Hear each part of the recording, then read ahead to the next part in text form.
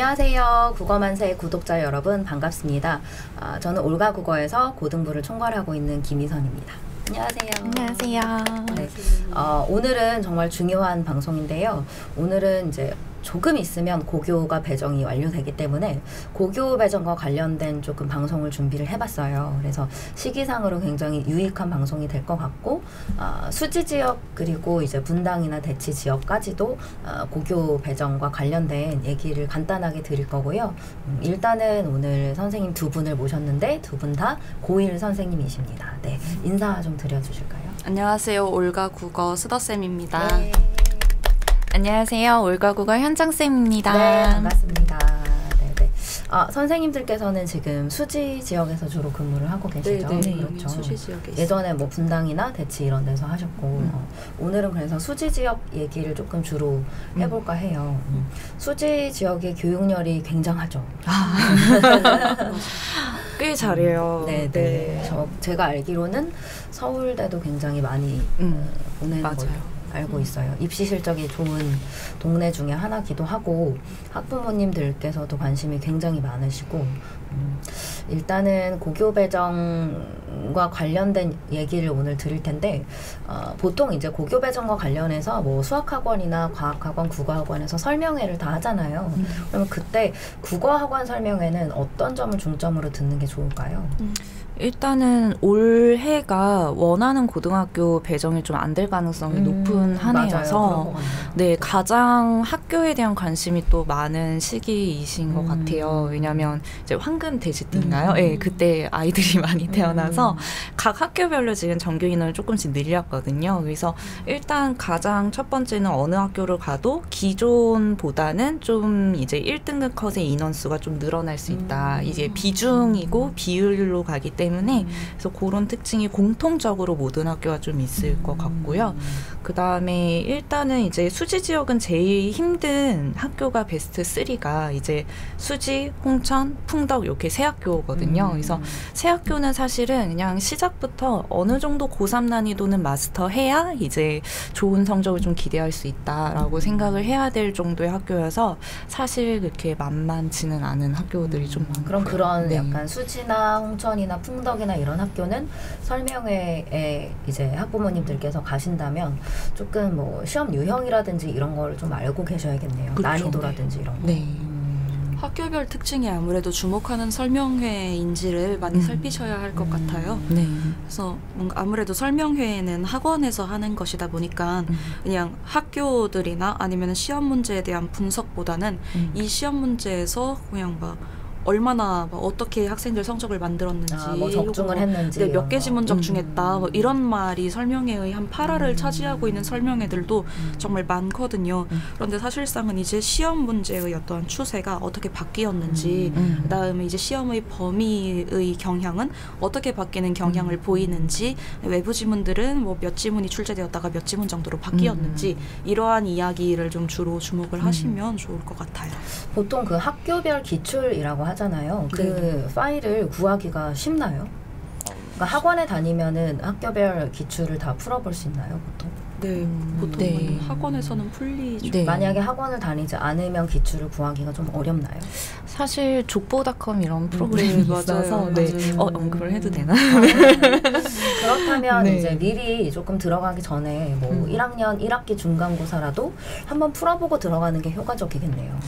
네, 근데 이제 저는 개인적으로 뭐 대치는 조금 다를 수 있는데 수지 용인 지역은 공립고등학교가 워낙 많아서 선생님들이 계속 돌거든요. 그래서 한 학교 기출만 푸는 게 사실은 꼭 대안은 아니어서 저야 뭐 이제 여기서 벌써 13년째 근무를 해서 선생님별 데이터를 좀 분류를 해놓는 편인데 이제 학생 입장에서는 사실 기출 작년께 그대로 나올 리는 없거든요. 그러니까 학교 선생님들이 그냥 작년 기출을 좀 참고해서 출제는 하겠다 정도로의 개념으로만 사실 보는 게 의미가 있을 것 같아요. 대치하고는 조금 다르군요. 뭐 예를 들어 세화고는 맨날 비슷하게 내고 뭐 휘문고도 맨날 비슷하게 내는데 그런 식으로 나오진 않는다. 네. 그렇구나.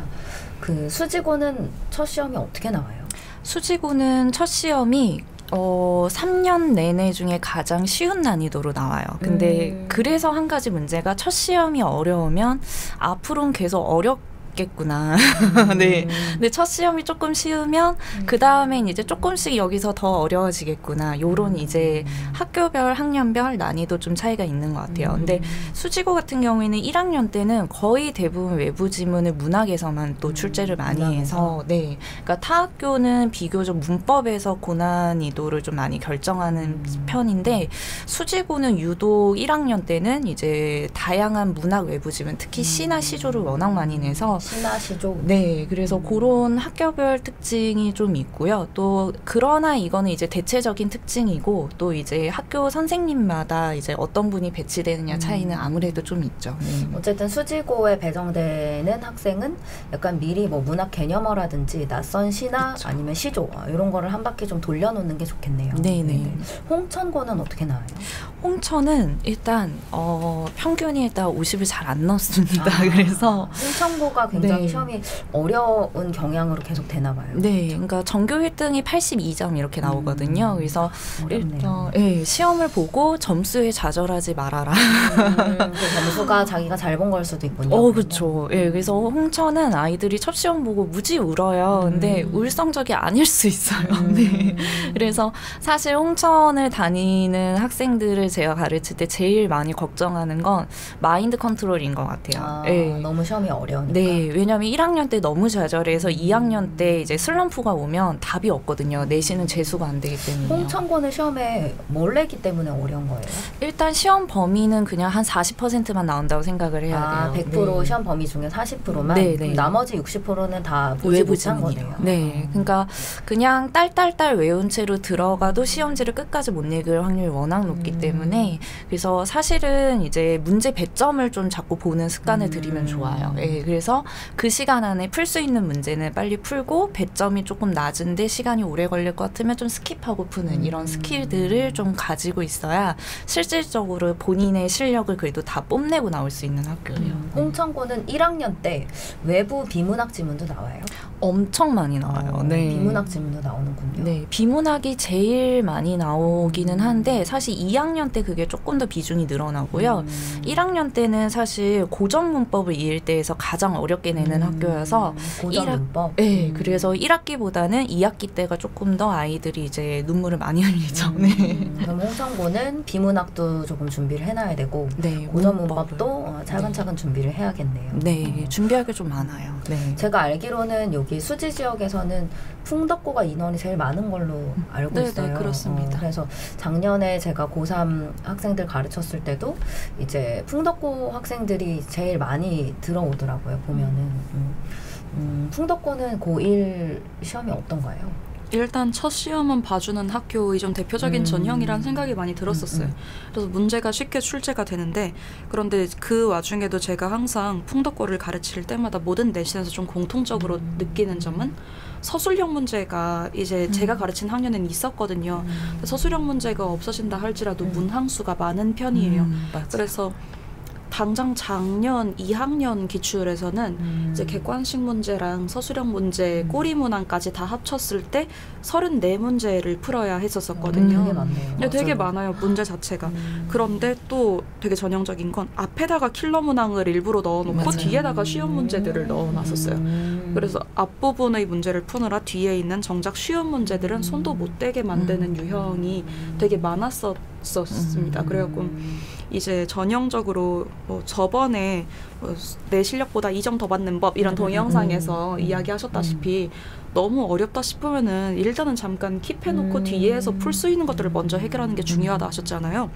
풍덕고 그다음에 신봉고 그 두 학교가 제일 전형적으로 그런 방법들을 많이 냈었어요. 그러면 풍덕고하고 신봉고는 일단 시험장에서 시험지를 받으면 마지막 페이지까지 한번 넘겨봐야 돼요. 네, 맞아요. 보고서 와야 돼요. 특히 풍덕은 1학년 때 제가 개인적으로 생각할 때는 2일대 용인 지역에서는 가장 현대문법을 좀 어렵게 내거든요. 현대문법. 네, 그래서 사실 저는 현대문법 원톱은 풍덕, 고전문법 원톱은 이제 홍천 이렇게 얘기를 1학년 때는 많이 얘기를 해요. 그래서 문법 준비가 조금 중요한 학교들인 것 같아요. 네. 풍덕이나 뭐 신봉을 지망하는 이제 딱 배정이 된 학생들은 조금 빨리 푸는 훈련도 필요할 것 같아요. 네, 시간을 빨리 푸는 훈련도 필요해요. 그리고 외부 지문들도 당연히 정말 많이 나오고요. 그래서 이번에 제가 알기로는 작년에 홍천고가 고전 시가 시험범위였었어요. 누항사. 그런데 거기서 누항사 1개랑 그 다음에 나른 고전 시가 2개가 작품이 묶여서 나왔었거든요. 시험지 한 면이 그냥 다 외부 지문. 그 2개도 가사 같은 거였나요? 긴 거? 가사 하나랑 현대문학 긴 시 하나 나왔던 걸로 기억해요. 그럼 지문이 굉장히 기네요. 네, 되게 길죠. 엄청 길죠. 풍덕고 이제 고3 학생들 같은 경우는 이제 전 주로 고3을 수업을 하니까 제가 지금 조교로 데리고 있는 친구가 풍덕고에서 수능 국어 전교 1등이거든요. 근데 그 친구는 수능 시험을 풀 때 문학 영역을 10분 만에 다 풀었는데 다 맞았대요. 그게 약간 내신 때 훈련돼서도 있을 것 같아요. 내신 때 하도 빨리 풀다 보니까.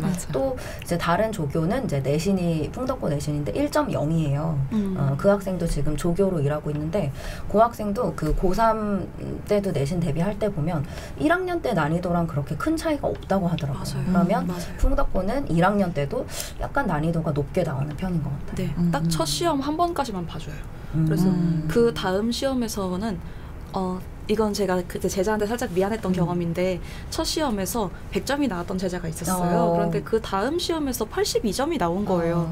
그래서 제가 점수 이게 진짜 무슨 일이냐 하고서 그 제자한테 어떤 것들 틀렸어? 빨리 틀린 것들 보내봐봐 했었는데 제가 봤을 때는 문제가 그렇게 어려운 편은 아니었었는데 아무래도 지난 시험보단 까다로웠구나 싶은 생각이 들었었거든요. 근데 그때 80점 넘은 학생이 전부 1등급이었던 거예요. 1등급이었는데 혼났네요. 혼났죠. 제가 그냥 혼낸 것은 미안하다만 이 문제는 그래도 배운 거였다. 이렇게 어떻게 수습을 했던 기억이 있어요. 그래서 요즘에 보면은 서원고도 약간 어려웠다 쉬웠다 막 그렇게 반복되는 것 같아요. 서원고는 제가 생각했을 땐 학교 선생님들께서 참 열심히 가르치신 학교라는 생각이 듭니다. 교과서 지문을 하나를 배우면 외부 지문 프린트가 8장은 나와요. 그러니까 교과서 지문 하나에 8장? 네. 그럼 그런 걸 잘 잃어버리는 약간 좀 털털한? 좋게 말하면 안 털털하다고 하나요? 잘 챙겨서 다녀야겠네요. 심지어 작품들이 너무 좋아요. 저는 개인적으로 그래서 서원고는 학교에서 수업하는 방식을 좀 많이 좋아하는 편인데 그런데 이제 학생들이 아무래도 1학년 때부터 근데 작품 선정 보면은 정말 많이 나오는 것들이 성탄제, 그다음 찬기파랑가, 제망매가, 처용가 이런 것들을 1학년 때부터 가르치시는데 아무래도 학생들이 생각했을 때는 고3 수능 작품들을 다 파악하고 있는 저희 입장에서 너무 좋지만 학생들은 왜 내가 이런 것들까지 다 공부를 해야 되지? 심지어 여기 있는 작품들 다 나올지 안 나올지도 모르는데 라는 생각을 많이 하더라고요. 그런데 풍덕고, 신봉고, 수지고, 홍천고 이런 학교들은 오히려 배운 내용들을 시험범위라고 한다면 배운 내용들을 바탕으로 해서 안 배운 내용들을 풀어내라라는 거를 학생들에게 많이 요구해요. 그러니까 시험 범위를 배경 지식으로 해서 외부 지문에다가 적용을 하는 거를 요구하는데 그런 학교들에 비해서 저는 오히려 서원고는 참 젠틀하다는 생각은 들었었거든요. 왜냐면 정말 일단 많이 주니까. 네, 엄청 많이 줘요. 그리고 그 안에서 내니까요. 서원고는 약간 그 학교 선생님들께서 주시는 걸 조금 본인 걸로 소화하는 게 중요하겠네요. 맞아요. 그게 시험에 나오든 안 나오든 어차피 고2 때까지는 내신에 나올 확률이 있으니까. 네, 너무 유익한 작품들이니까. 제가 예전에 가르쳤던 학생들 중에는 죽전고 학생들이랑 보전고 학생들도 되게 좋은 대학교에 많이 갔었거든요. 뭐 서울대도 가고 연대도 가고. 근데 죽전고도 내신이 조금 어려웠었어요. 1학년 때는. 그래서 죽전고는 경향이 좀 어떤가요?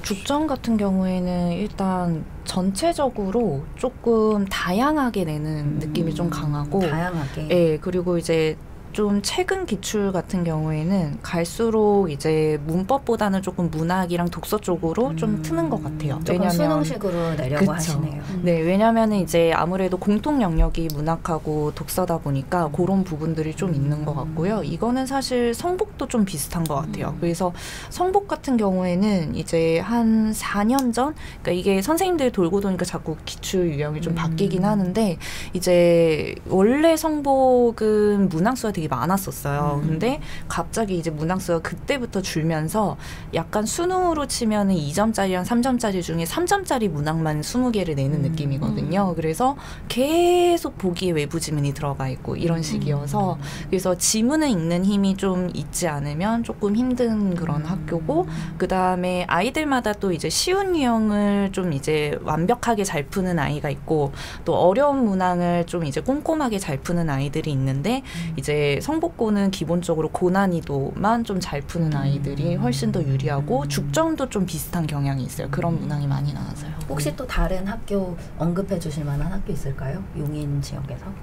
일단 뭐 아까 서원 얘기하시긴 네네. 했지만 서원은 1학년 때 난이도가 크게 한번 널뛴 적이 있었어요. 맞아요. 네, 그래서 제가 이제 한 3년 전이긴 했는데 그때부터 그러긴 했는데 중간이 70 거의 후반대까지 평균이 엄청 높았다가 그 다음 시험은 32점이었어요 평균이.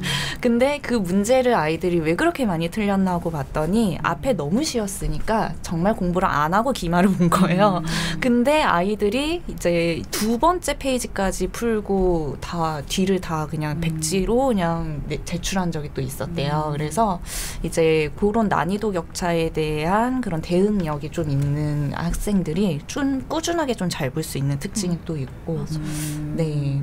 여기 용인 지역에 학교가 되게 많죠. 네, 다양한 많죠. 학교가 있죠. 네네. 그리고 상영고는 그냥 교과서 열심히 하시면 됩니다. 네. 상현고 같은 경우는 이제 고3 내신도 뭐 EBS 연계 교재에서만 충실하게 출제를 하시더라고요. 그래서 그렇군요. 내신 대비가 그렇게 어려운 학교는 아닌 것 네, 같아요. 맞아요. 그리고 또 한 가지 뭔가 말씀하시는 거 들으면서 든 생각인데 학교들 중에서 성복고도 말씀하신 것처럼 원래는 교과서에 굉장히 충실해서 출제를 하던 학교였었어요. 원래는. 맞아요. 그런데 이제 작년에는 2학년 내신에서 교과서 지문 출제 안 하셨거든요. 오. 안 하셨어요. 그럼 뭘로 출제하셨어요? 그 독서 연습이라고 아. 해서 고3 기출들을 선생님들이 그때그때 선정해서 매주 그냥 수업 나가기 직전에 지문을 하나씩 공개하셨어요. 그래서 사실 학원 입장에서는 그거를 대비하기가 굉장히 까다로웠죠. 일부러 그렇게 주시나 보다. 네, 심지어 한 지문은 기출이 아니었어요. 기출이 아예 아니었고 시중 문제집 지문 중에 하나를 학생들에게 그냥 타이핑을 해가지고 주셨었거든요. 그러니까 학교들마다 제가 드는 생각은 물론 출제 경향을 파악하고 하는 것도 너무 좋지만 그거는 어느 정도 참고만 하는 거지 학생의 입장에서는 절대로 아직 안 본 시험에 대한 거는 어떤 식으로든 추측을 하거나 막 이렇게 하려고 하면 저번 시험 쉬우니까 다음 시험 쉽겠지라든가 시험 범위 공부했으면 거기서만 나오겠지라든가 하는 게 제가 생각했을 때는 참고하는 데에는 도움이 될 수가 있지만 그것만 믿고서 있으면 안 된다는 생각은 되게 많이 맞아요. 들었었어요. 이게 이제 분당 같은 경우는 낙생고는 이제 사립이다 보니까 계속 유형이 반복돼요. 그리고 뭐 대치 같은 경우도 뭐 자사고나 사립이 워낙에 많다 보니 조금 선생님들마다 출제하시는 경향이 항상 비슷하거든요. 그래서 예전 기출을 보면 적중이 어느 정도 되는데 제가 이제 여기 용인이나 수지 지역 기출을 보면 느끼는 것은 그것이 매년 반복되는 건 아니더라고요. 그래서 오히려 여기 용인 지역, 수지 지역 학생들은 조금 국어 공부에 근본적인 실력을 방학 때 올려놓는 게 훨씬 중요한 것 같아요. 왜냐하면 수능식으로 내다가도 또 수능식으로 안 낼 수도 있는 거고 지금 말씀해 주신 것처럼 계속 학교 시험 범위만 내다가 갑자기 뭐 고3 시험에 나왔던 것을 낼 수도 있기 때문에 일단은 근본적인 국어 실력을 그러니까 독해력을 올려놓는 게 좋을 것 같고 그래서 저희가 추천드리는 방법 중에 일단 비문학 공부를 좀 먼저 미리 하시는 그런 걸 좀 추천을 드리고 싶어요. 네.